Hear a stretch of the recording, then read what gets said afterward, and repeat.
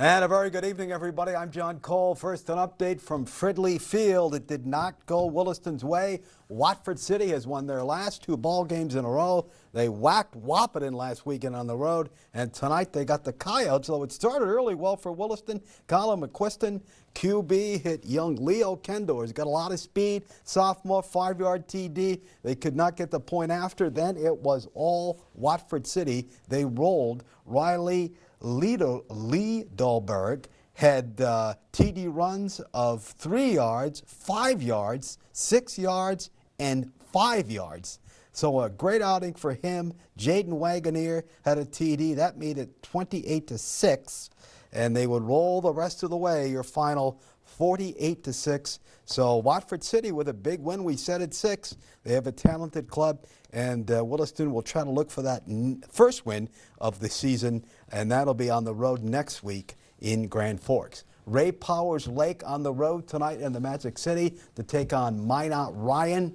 Let's see how things went against the Lions in that one. In the fourth, Ray Powers Lake up 22-14. Here come the Lions. Zachary Spann is going to find an opening for a big first down. Then Spann is going to find a gap, and he will score to tie the contest up. They tie it up here on a 2-point conversion. But we got good news. Those tough kids from Ray Powers Lake, they pull it out in OT in the Magic City 30-28. So they send Ryan home with a loss.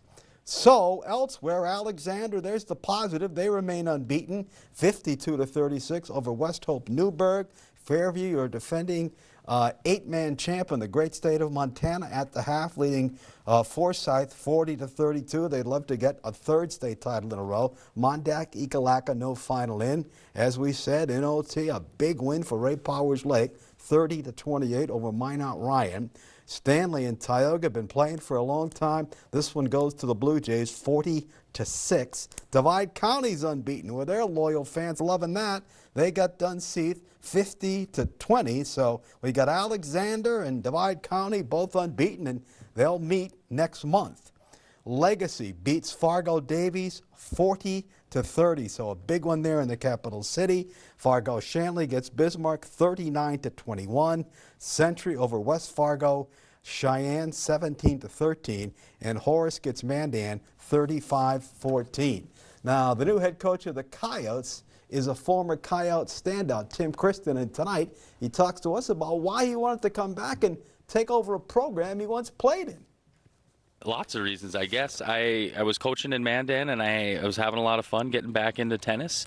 And just there was one moment during the girls' season where I realized that if I ever had the opportunity to be head coach, you know, that I was going to take it. And 3 weeks later, I talked to somebody, and here we are. What are your goals now for the program? Definitely we want to get the culture back on track as far as you know, dedication to the sport, training in the off season, and get back to, you know, qualifying for state. I mean, we're not asking for much, but we want to at least get back to that state tournament. It's been 6 or 7 years, and the program, you know, was used to going every year. I think we went 15, 16 years straight. So just to bring a little more success and happiness to the sport, but main goal is for everyone to enjoy tennis and just to have fun and learn a lifelong sport. I wasn't able to hang around for the rededication, but you have to be very happy with the folks who have supported the program, and it's a beautiful complex here. Yeah, if you look around and just drive by Offutt Stadium on the other side, on the library side, or even through this alley that we normally drive through, but if you're not a tennis player, this is probably the hidden entrance, but it looks so gorgeous as you drive by through the library and the baseball field there. So we're pretty proud. We've made a lot of additions and gotten a lot of things fixed up, and we're looking to keep it that way. Of course, from a coaching family, brother Paul has won a state title in girls at Mandan. Dad Tom, a former Coyote girls tennis head coach, led the Coyotes to a state title in wrestling. He's in the Wrestling Hall of Fame and, of course, the Coyote Legends Hall of Fame. So great family. Scores today, West Fargo Cheyenne got Tim's club 5-zip. Davies got them 4-1. And Fargo North got Williston 3-2. Third year in a row that the Crusaders win the Scobie Invitational. They put up 11, Scobie 36. Terry 41, Circle 45, Frazier 56. So all those tough teams from Montana. And Benjamin Crosby of Trinity Christian, he would finish second. He's having a great year, 19.0.51. College volleyball, Tetons are in Wyoming, and a really good day.